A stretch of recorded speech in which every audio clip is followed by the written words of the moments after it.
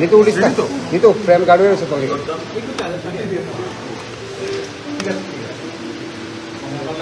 সবাইকে নমস্কার। সাংবাদিক বন্ধুরা,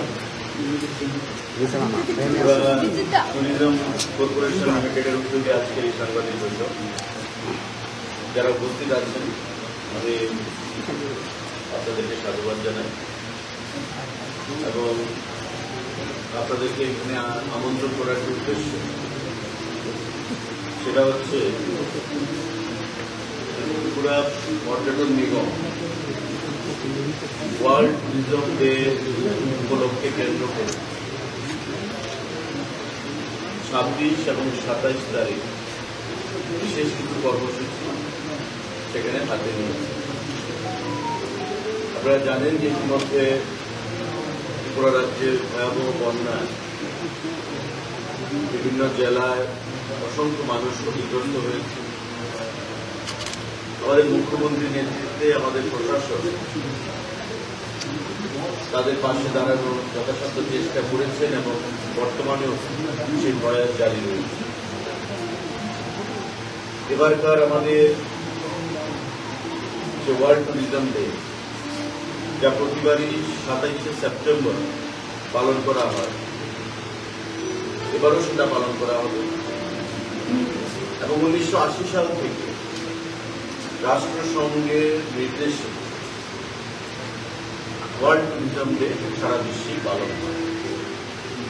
গত বছরও আমরা পালন করেছি, এবারও ট্যুরিজম দপ্তর থেকে আমাদের সিদ্ধান্ত গ্রহণ করা হয়েছে যে আমরা একটু ভিন্ন কায়দায় এই কর্মসূচিটা পালন করব।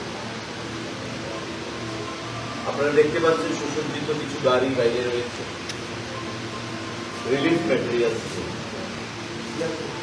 এবং স্বাভাবিকভাবেই অনেকের মধ্যে কৌতূহল তৈরি হয়েছে যে গাড়িগুলো কোথায় যাবে, গাড়িগুলোর ভিতরে কি জিনিসপত্র রয়েছে।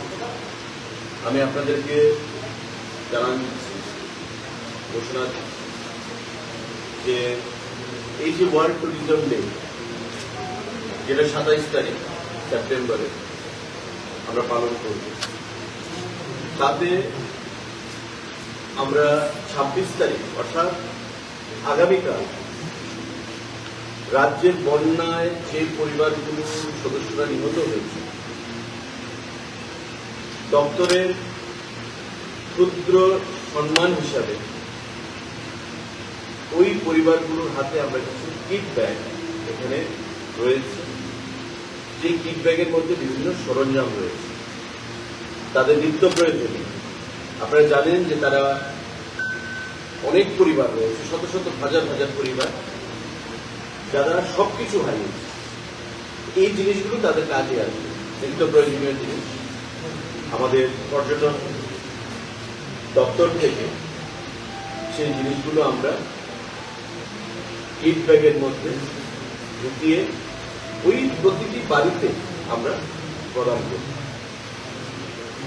মহকুমা ভিত্তিক এই জিনিসগুলো যাবে এবং মৃতের যে তালিকা আমাদের কাছে রয়েছে এই বন্যাতে 39 জন, সেই 39টা পরিবারে এই জিনিসগুলো যাবে। কিছু জিনিস কিট ব্যাগ। তার বাইরে আমাদের ত্রিপুরা পর্যটনের যিনি ব্র্যান্ড অ্যাম্বাসেডর মাননীয় সৌরভ গাঙ্গুলি, উনি আমাদেরকে একটা ভিডিও মেসেজ পাঠিয়েছেন এবং আমাদের এই দুঃসময় আপনারা দেখেছেন যে বিভিন্ন সরকার, বিভিন্ন ব্যক্তি, বিভিন্ন এনজিও প্রতিষ্ঠান, ব্যবসায়ী, কর্মচারী বন্ধুরা, স্বেচ্ছাসেবী সংগঠন মাননীয় মুখ্যমন্ত্রীর হাতে তাদের রিলিফ অ্যামাউন্ট তুলে দিচ্ছেন চেকের মাধ্যমে। মাননীয় সৌরভ গাঙ্গুলিও আমাকে ফোন করে, উনি বিদেশে ছিলেন বেশ অনেকটা সময়, এসে আমাকে ফোন করে বললেন যে যেহেতু আমি ত্রিপুরা ট্যুরিজমের ব্র্যান্ড অ্যাম্বাসেডর এবং আমার লক্ষ্য থাকবে ট্যুরিজমকে ত্রিপুরা রাজ্যের বিশ্বের মানচিত্রে নিয়ে যাওয়া, আমাদের যা লিমিটেড রিসোর্সেস রয়েছে সেগুলোকে ব্যবহার করি। তাই আমারও দায়িত্ব রয়েছে ত্রিপুরা রাজ্যের মানুষের পাশে দাঁড়ানো। আমি বললাম যে আপনি যদি কিছু করতে চান নিশ্চয়ই আমরা সেটাকে স্বাগত জানাবো। তখন উনি রিলিফ ম্যাটেরিয়াল কথা বললেন, আমরা ওনাকে লিস্ট পাঠালাম এবং উনি 10 লক্ষ টাকা সেখানে আমাদেরকে পাঠিয়ে দিলেন এবং সেই 10 লক্ষ টাকার যিনি সেখানে সিনিয়র ডেপুটি ম্যাজিস্ট্রেট আছেন, আমাদের জয়েন্ট ডাইরেক্টর ট্যুরিজম আছে, দপ্তরের মাধ্যমে সেগুলো ওনারা ক্রয় করেছেন এবং সেই জিনিসগুলো আজকে এই যে বন্যা কবলিত যে এলাকাগুলো, দক্ষিণ জেলা, আমাদের গোমতী জেলা, বিভিন্ন সোনামুড়া, বিভিন্ন জায়গায় যারা ক্ষতিগ্রস্ত হয়েছে, হয়তো সবাইকে আমরা দিতে পারবো না, কিন্তু যৎসামান্য এই মেটেরিয়ালসগুলো, বেডশিট, শাড়ি, আমাদের মসকিটো নেট, বিভিন্ন জিনিসপত্র যেগুলো নিত্য প্রয়োজনীয় জিনিস, সেই জিনিসগুলো এই গাড়ি বিদায় করে সেগুলো প্রদান করা হচ্ছে। এগুলো আজকে আমরা ফ্ল্যাগ অফ করবো আপনাদেরকে সাক্ষী রেখে আপনাদের সামনে।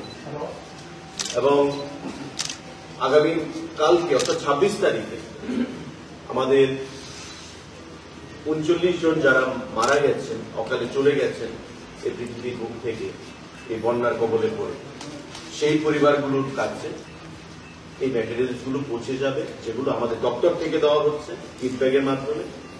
আর রিলিফ ম্যাটেরিয়াল গুলো যেগুলো সৌরভ গাঙ্গুলি মহাশয় পাঠিয়েছেন, সেগুলো ওই এসডিএমদের সঙ্গে কথা বলে, ডিস্ট্রিক্ট ওয়াইজ এসডিএমদের সঙ্গে কথা বলে কিছু বেনিফিশিয়ারিকে সিলেক্ট করে সেগুলোতে দেওয়া হবে। আমরা জানি যে সংখ্যক ক্ষয়ক্ষতি হয়েছে বা যত সংখ্যক মানুষ ক্ষয়ক্ষতি শিকার হয়েছে, সবাইকে হয়তো দেওয়া যাবে না, কিন্তু যৎসামান্য এটা একটা টোকেন, গুড জেস্টার ওনার তরফ থেকে দেখানো হয়েছে ওনার দায়িত্ব হিসাবে ত্রিপুরা রাজ্যে ব্র্যান্ড অ্যাম্বাসেডর হিসেবে। আগামী 27 তারিখে আমাদের যে কর্মসূচি, সেটা ওয়ার্ল্ড ট্যুরিজম ডে উপলক্ষে কেন্দ্র করে মাননীয় মুখ্যমন্ত্রী উপস্থিত থাকবে, আরো অন্যান্য অতিথিরা উপস্থিত থাকবে। সেটা আমরা করব রাজবাড়ির প্রাঙ্গণ, আমাদের যে প্যালেস তার ভেতরে গতবারও যেখানে অনুষ্ঠান হয়েছিল সেই জায়গায় আমরা অলরেডি কাজ চলছে, সেখানে আমরা ওয়ার্ল্ড ট্যুরিজম ডে পালন করব। এবারকার থিম কি, যেটা রাষ্ট্রসংঘ দিয়েছেন, ট্যুরিজম অ্যান্ড পিস, পর্যটন এবং শান্তি। কারণ সারা বিশ্বের বর্তমান যে পরিস্থিতি আপনারা দেখছেন, লেবানন ইসরায়েল যুদ্ধ চলছে, ইউক্রেন রাশিয়া যুদ্ধ চলছে, এবং এই যুদ্ধ কখনো পর্যটনকে বৃদ্ধি করতে পারে না, পর্যটকদেরকে আকৃষ্ট করতে পারে না। মানুষের মধ্যে যদি শান্তি থাকে তবেই মানুষ পর্যটনে আমোদ প্রমোদে আসে। মানুষের মধ্যে যদি অশান্তি থাকে তবে পর্যটন পিছিয়ে যাবে। এবং আপনারা দেখেছেন পার্শ্ববর্তী বাংলাদেশ আজকে যে পরিস্থিতি, আমাদের রাজ্য পর্যটকদের যে হার বাংলাদেশের সঙ্গে সুসম্পর্কের সমান ছিল, আজকে সেটাতে ফাটা পড়েছে নেবারিং কান্ট্রি।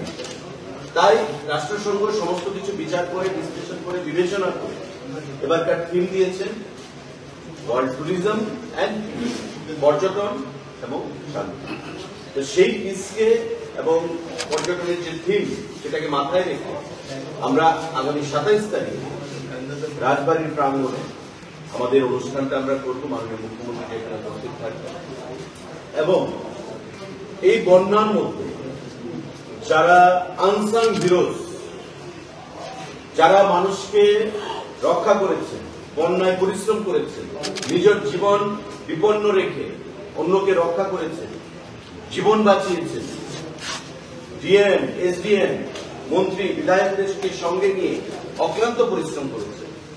আমরা কিছু লিস্ট সাব ডিভিশনাল ম্যাজিস্ট্রেটদের থেকে কালেক্ট করেছি বা প্রসেস চলছে, আধিকারিকরা করবেন। 27 তারিখে মাননীয় মুখ্যমন্ত্রীর হাত ধরে তাদেরকে আমরা পুরস্কার প্রদান করব। Those people who are not recognized yet, আমাদের সরকার থেকে, আমাদের ট্যুরিজম ডিপার্টমেন্ট থেকে তাদেরকে আমরা রিকগনাইজ করব এবং তাদেরকে আমরা ফেলিসিটেশন, সম্বর্ধনা আমরা প্রদান করব 27 তারিখে মাননীয় মুখ্যমন্ত্রীর উপস্থিতিতে, ওনার হাত ধরে, অন্যান্য আমাদের ডিগনিটারিজদের হাত ধরে ওনাদের উপস্থিতি কর্মসূচি রয়েছে। তাদেরকে আমরা আমন্ত্রণ জানাবো, তারা আসবেন এবং যৎসামান্য আমাদের দপ্তর থেকে তাদেরকে আমরা সম্বর্ধনা প্রদান করব।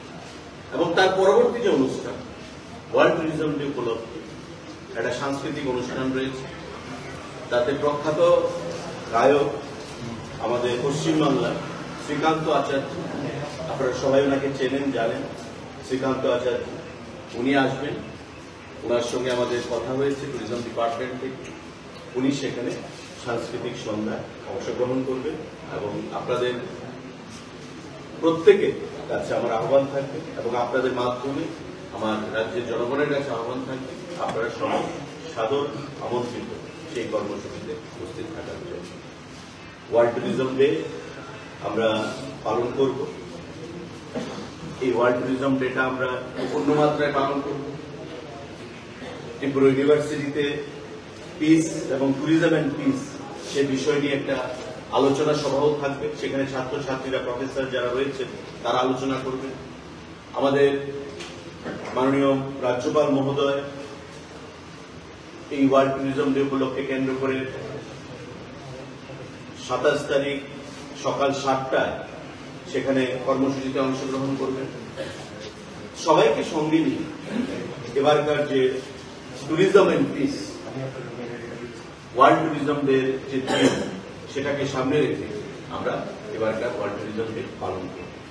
আপনাদের সকলের উপস্থিতি সহযোগিতা আমরা কামনা করব। আপনারা সবাই আমন্ত্রিত এবং যারা সঙ্গীত প্রেমী মানুষ তারাও শ্রীকান্ত আচার্যের সঙ্গীতানুষ্ঠানকে আপনারা উপভোগ করবেন 27 তারিখ সন্ধ্যাবেলা।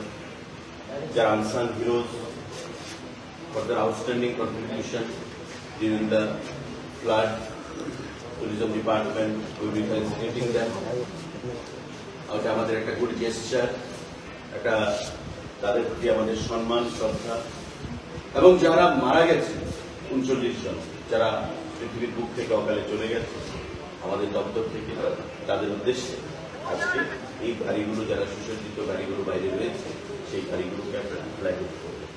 এই সংবাদটুকু প্রদানের জন্যই আমাদের এই সাংবাদিক বৈঠক আজকে। সাংবাদিক বন্ধুরা, আপনাদের যদি কোনো প্রশ্ন থাকে সেটা আপনারা পর্যন্ত পাঠাবেন সকাল 7টা।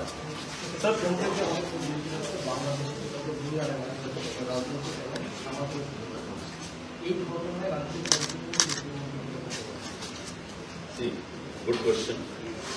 আমাদের আমরা আগেও তথ্য দিয়েছি, সৌরভ গাঙ্গুলিকে ব্র্যান্ড অ্যাম্বাসেডর করার আগে পর্যটনের বা পর্যটকের যে আগমন সেটা ডাবল হয়ে গেছে ওনাকে ব্র্যান্ড অ্যাম্বাসেডর করার পর। এবং আপনারা জানেন যে বিভিন্ন চ্যানেলগুলোতে আমাদের অ্যাড চলছে, ন্যাশনাল লেভেলে বিভিন্ন চ্যানেলগুলোতে আমাদের অ্যাড চলছে এবং মানুষের মধ্যে একটা ত্রিপুরাকে আনএক্সপ্লোর্ড ত্রিপুরা, যারা ভ্রমণ পিপাসু মানুষ ত্রিপুরাকে এক্সপ্লোর করার জন্য তারা এসেছে। কিন্তু এটা ঠিক যে ফরেন টুরিস্ট কথা যদি আমরা বলি তবে বাংলাদেশি টুরিস্টদের সংখ্যাটা ডাবল ছিল, রেভিনিউ ডাবল ছিল। কিন্তু বাংলাদেশের যে আপনার প্রশ্ন অস্থিরতার ফলে এটা আমাদের একটা ফাঁকা করেছে, এটা আমি আমার আলোচনা করেছি। আমার বিশ্বাস এটা দীর্ঘস্থায়ী নয়, এটা ক্ষণস্থায়ী। আবার ত্রিপুরা ট্যুরিজমে যে বাংলাদেশ থেকে পর্যটকদের যে আগমন সেটা আবার যথারীতি পুনরায় আগের জায়গায় যাবে। ইতিমধ্যে আমরা পর্যটক কেন্দ্রগুলোকে ত্রিপুরা ট্যুরিজমের যে ইনফ্রাস্ট্রাকচার সেগুলোকে ডেভেলপমেন্ট করার জন্য গভর্নমেন্ট অফ ইন্ডিয়ার স্বদেশ দর্শন, এশিয়ান ডেভেলপমেন্ট ব্যাংক, এসি, আমাদের সিডবি তাদের সঙ্গে কথা বলে আমরা কয়েকশো কোটি টাকা আমরা ইনভেস্ট করছি। আলোচনা চলছে ফরেন ইনভেস্টারদেরকে এখানে আনার জন্য, তারা ঘুরেও গেছেন 2-4 জনের প্রতিনিধি। তো দ্য কামিং টাইমস আমার বিশ্বাস যে এই পরিস্থিতি থাকবে না এবং আগামী 1.5 থেকে 2 বছরের মধ্যে I can give you the guarantee যে আগামী বছর 2-এর মধ্যে ত্রিপুরা ট্যুরিজমের যে পর্যটন ক্ষেত্রগুলো রয়েছে আরো কিছু নতুন ক্ষেত্র আমরা তৈরির চিন্তা ভাবনা করছি। সেগুলোর যে পরিকাঠামো সেটা ওয়ার্ল্ড ক্লাস হবে। বর্তমান যেগুলো রয়েছে তার মধ্যে আরো নতুন নতুন পরিকাঠামো, আরো টুরিস্ট ফ্রেন্ডলি অ্যাটমসফিয়ার, ফ্যাসিলিটিস, সমস্ত জিনিসগুলো আমরা প্রোভাইড করব। তো স্বাভাবিকভাবেই বহির্রাজ্য, বহির্দেশ সেখান থেকে টুরিস্টদের যে আগমন সেটা বৃদ্ধি পাবে এবং আমাদের রেভিনিউ জেনারেশনে সেটা লাভ হবে। টু সাইট এন এক্সাম্পল, গত কয়েকদিন আগে মাননীয় মুখ্যমন্ত্রীর হাত ধরে আমরা সুরমাতে একটা ছোট্ট টুরিস্ট ডেস্টিনেশনের উদ্বোধন করেছি, সুরমাছড়া ফল, যদিওটাকে আরেকটা নাম দেওয়া হয়েছে সেখানকার আদিবাসীদের মানে সম্মান, সেন্টিমেন্টকে সম্মান জানিয়ে। সেখানে প্রায় 5.5 কোটি টাকা ব্যয় করে আমাদের পর্যটন দপ্তর স্বদেশ দর্শন স্কিমে এই পরিকাঠামো আমরা তৈরি করেছি। কিন্তু এটাকে চালাবে কি? Tourism department? নো, এটাকে চালাবে সেখানকার যারা আদিবাসীরা রয়েছেন, ট্রাইবাল পিপল, ওই কমিউনিটির পিপলরা সেখানে কোঅপারেটিভের মাধ্যমে সেটাকে চালাবে। তো হোয়াট এভার রেভিনিউ জেনারেশন হবে, রেভিনিউ যেটাই আসবে সেখানে, সেটা স্থানীয় লোক সেখানে চালাবে এবং তাদের মধ্যেই তাদের অর্থনৈতিক বুনিয়াদ শক্তিশালী হবে। তো এমন ভাবে আমরা ত্রিপুরা রাজ্যের বিভিন্ন জায়গায়, ঊনকোটি বলুন, ছবিমুড়া বলুন, নারিকেলকুঞ্জ বলুন, আমাদের নীলমহল বলুন, আমাদের বিভিন্ন যে জম্পুই বলুন, বিভিন্ন যে পর্যটন ক্ষেত্রগুলো এবং পাশাপাশি নতুন কিছু পর্যটন ক্ষেত্র আমরা আইডেন্টিফাই করেছি। সেখানে আমরা স্বদেশ দর্শন এবং এডিবির ফান্ড এনে আমরা ইনভেস্ট করব। আগামী 2 বছরের মধ্যে নিশ্চয়ই সেগুলো নতুন করে মাথা তুলে ধরা হবে। তো স্বাভাবিকভাবে ছোট্ট রাজ্য ত্রিপুরা পর্যটন ক্ষেত্র অনেকটাই এগিয়ে যাবে। স্যার, 2000 পর্যটন হিসেবে মানে গত বছর এই সময় কতজন বাংলাদেশে সেটা রেডিলি পাশে নেই, তবে ডিপার্টমেন্টের কাছে আছে। আমি আগে সাংবাদিক করে সেগুলো দিয়েও দিয়েছিলাম কত কোটি টাকা আমাদের দেবে। হ্যাঁ, আমি দিয়ে দেবো আপনাদের। বাংলাদেশ বাদে অন্য বিশ্বের অন্য প্রান্ত থেকে কত 2 বছরে কতজন পর্যটক বাংলাদেশ বাদে আপনার ইউএস থেকে এসছে, অস্ট্রেলিয়া থেকে এসছে, কিন্তু খুব নেগলিজিবল। শ্রীলঙ্কা থেকে এসছে, ইটালি থেকে এসছে। আমাদের যে পর্যটন ক্ষেত্রগুলো রয়েছে, তাই আমি সে কথা বললাম যে ইনফ্রাস্ট্রাকচার ফ্যাসিলিটি আমি যদি ওয়ার্ল্ড ক্লাস করতে না পারি, আমি ওই 30 বছর আগে 40 বছর আগে চিন্তাধারা নিয়ে যদি আমি চলি, তো স্বাভাবিকভাবেই মানুষ আসবে। কারণ ত্রিপুরা থেকে আরো অনেক উন্নত টুরিজম ডেস্টিনেশন গুলো রয়েছে যেখানে মানুষ যেতে চাই। আমি সেই ফ্যাসিলিটিস গুলো প্রোভাইড করবো এখানে, বা স্থানগুলো যেখানে প্রত্যেক ধরনের সুযোগ সুবিধা ওই বিদেশি পর্যটকরা বা আমাদের রাজ্যের বিভিন্ন রাজ্যের পর্যটকরা সেখানে পাবে। তো সেই বিষয়ে আমরা কাজ করছি এবং আগামী বছর 2 মধ্যে সেটা আমরা সাকসেস করব। স্যার, 2021 সালের 9 ফেব্রুয়ারি ম্যাকগিল প্রিমিয়ার ওয়ার্ল্ডের সঙ্গে একটা আর্থিক 68 লাখ টাকার একটা চুক্তি হয়েছিল for beautification of different tourist spots of Agartala. What is the progress of that? As of now, the work has been going on in full swing. The McGill construction company, who come from outside, they have participated in many tenders and also came out successfully. Very shortly, they are going to undertake the project work in Mata Chojbata, Parmeshwari temple, as well as the Old Agartala temple. And the remaining project work, which you have mentioned, has been going on in full swing. Hopefully, this will be completed very shortly.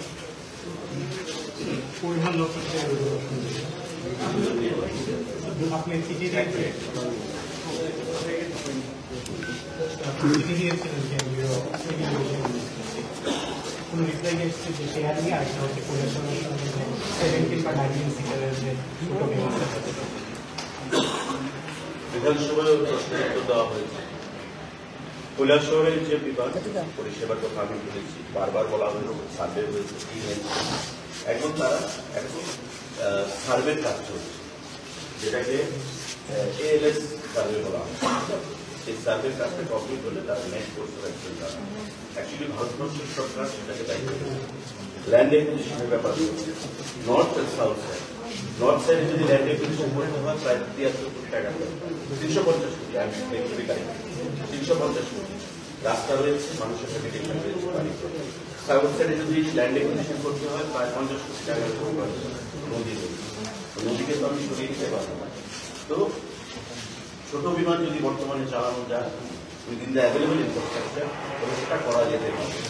এখন RCS স্কিমে উড়ান, regional connectivity scheme, উড়ানের মাধ্যমে সেই স্কিমে যদি কেন্দ্রীয় সরকার বিমান চালাতে চায়, ওরা সরকার চালাতে পারে। তো এগেইন আই টেল ইউ যে যেই বিমান সংস্থায় বিমান চালাবে, যাকেই বরাদ্দ দেওয়া হবে, তারা ফিজিবিলিটি দেখবে, ভায়াবিলিটি দেখবে, তাদের প্রফিট দেখবে, কতটুকু বায়াবে, কতটুকু ফিজিবল, সে জিনিসগুলো বিচার করি সিদ্ধান্ত নেবে। Finally, ball is on their court now. They are ready with the available infrastructure. Already renovation হয়ে গেছে কিছু জায়গা, প্রায় 2.5 কোটি 3 কোটি টাকা খরচ করে যে এডিসি বিল্ডিংটা রয়েছে আমাদের সেটা করা যেতে পারে। এখন তাদেরকে সিদ্ধান্ত নিতে হবে কেন্দ্রীয় সরকার। হার্টিলি ওয়েলকাম, কিন্তু সিদ্ধান্ত নিতে হবে কেন্দ্রীয় সরকার। আগরতলা পর্বে তো ফেয়ার নিয়ে চিঠি দিয়েছি, কিন্তু যে আমি এখানে হোয়াটসঅ্যাপে রয়েছে সেক্রেটারি লেভেলে চিঠি দেওয়া হবে, মিনিস্ট্রি লেভেলে চিঠি দেওয়া হবে। দোকান থেকে একই উত্তর এসেছে। উত্তরটা হচ্ছে যে এয়ারফেয়ার যে সাবজেক্টটা, that is decontrol. This is not control by civil aviation ministry.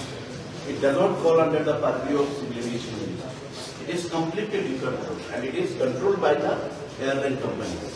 So, Agartala থেকে কলকাতার যে এয়ার ফ্লাইট, যেটার কথা আমরা জোর দিয়ে বলেছি, তারা বলেছে যে বর্তমান তাদের যে স্ল্যাব আছে সেটা সেই স্ল্যাবের মধ্যে, সেটা চিন্তার বিশেষ ফ্লাকচুয়েশন হবে, কখনো বাড়বে কখনো কমবে।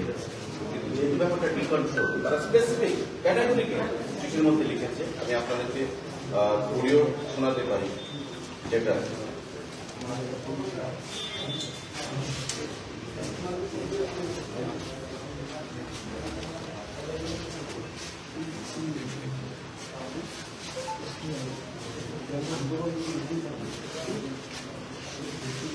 আপনার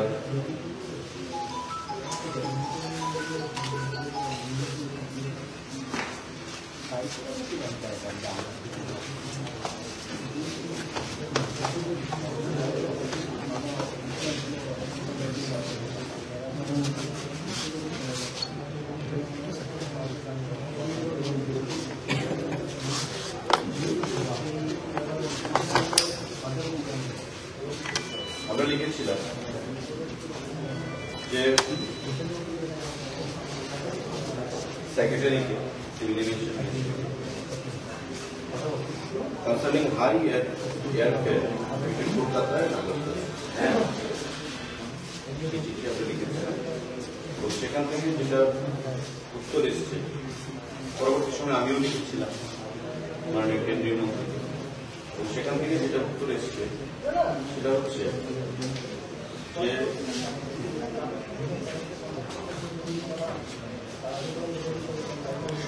further election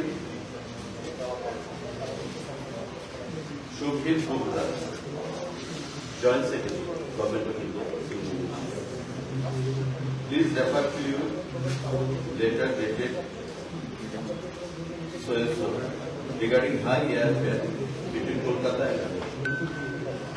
I have the matter at hand and I would like to inform you that as per prevailing regulation, note for this, as per prevailing regulation, airfares are neither established nor regulated by the government. The prices are fixed by airlines, keeping in mind the market demand, seasonality, and other market forces. The airfare increases with increase in demand of seats as the lower fare buckets get sold out first when bookings are offered by airlines.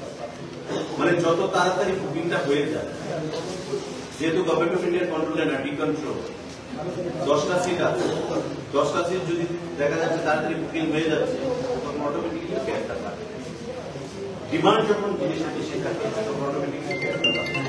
Further, tariff monitoring unit of DGC, Director General of Civil Aviation, has monitored the airfare on Agartala Kolkata route, and it is observed that the airfare remained well within the fare bucket uploaded by the airline. আমি যেটা আপনাকে বললাম যে তাদের একটা slab আছে, তারা এটাকে এক্সামিন করেছে ডিজিসি, তারা দেখেছে আগরতলা এবং কলকাতার যে এয়ার প্রাইস আছে সেটা very much within the air bucket, ওই স্ল্যাবের মধ্যেই আছে। কয়েকটা স্ল্যাব থাকে, আমরা তো এমনও টাইম গেছে 1000 টাকা দিয়ে চলে গেছে, আমরা তো এমনও টাইম গেছে দেখান, আমি নাম বলেই বললাম, আগরতলা টু দিল্লি 3000 টাকা দিয়ে আমরা চলে গেছি, এমন তো সময় গেছে যখন অল ইন্ডিয়া লেভেলে ওই ধরনের সিদ্ধান্ত হতো। কারণ কানেক্টিভিটিতে আপনারা দেখবেন স্ক্যারসিটি মেক্স এ প্রেশার। যে জিনিসের অভাব আছে সেই জিনিসটা খুব দাম বেশি থাকে,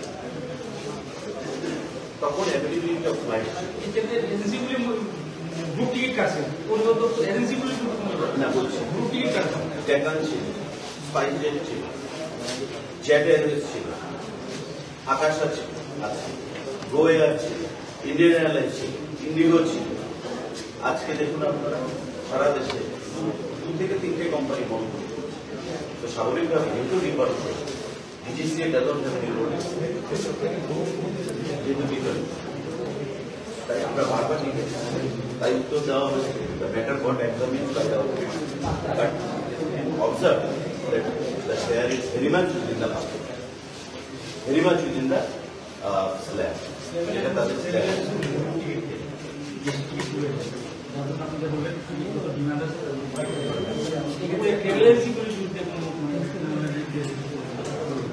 রাজ্যের ভেতরে যে যেটা স্পেসিফিক এবং কমপ্লেক্স আছে। এখন তো পরিবহন দপ্তরের তো ট্রাভেল এজেন্সি গিয়ে তারা কোথায় কি টিকিট কাটছে সেটা দেখা এটা হয় স্পেসিফিক যদি কমপ্লেন থাকে, তবে তাদেরকে যারা টিকিট প্রদান করছে, মানে যে কোম্পানির সঙ্গে তাদের দায়ী আছে, আমরা সেই কোম্পানিকে লিখতে পারবো বা লোকাল ট্রাভেল এজেন্সিকে আমরা প্রসার করতে পারবো, দেখা কিন্তু অ্যাজ পার ল কি হবে সেটা আলোচনা বসতে হবে, আলোচনায় বসে সেটা We have observed that after the introduction of new flight by Air India, the rate has substantially reduced. Indigo have been forced to reduce the rate because they were running the monopoly. So I have the question: if the government was contemplating to move some more airlines to operate in this? Already Akash Air, they have started their operation between Agartala and Guwahati. But if they want to shut down their agencies or companies, our state government does not have any role to play. Again, I repeat, the airline company will see the viability, the feasibility, and also the profit matter also. Since all things of the decontrol does not come under the purview of DGC, therefore they are departing from their own. Whatever the coming time, definitely all the matters are very much under consideration of Transport Department, as well as in the Harmon that there is Minister of Transport, very much they are under my consideration also. And I have been constantly in touch with Central Ministry, and the officials are also pursuing the matter in the government. These people, this government is of the people, by the people, and for the people. Whatever decisions will be taken, keeping in mind the benefits of the people.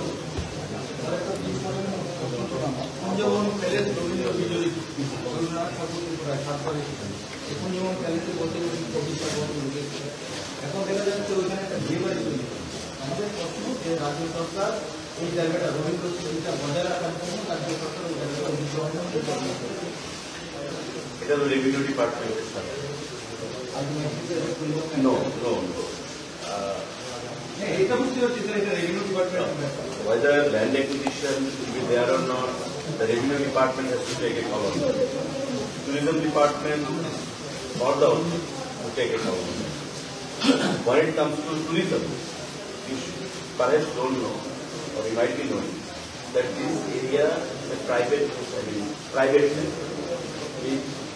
It belongs to the royal family of India. It does not fall under government jurisdiction. Again, I tell you, it has to be decided by revenue department. Myself, being the tourism minister, I cannot give a judgment here. Thank you. Thank you.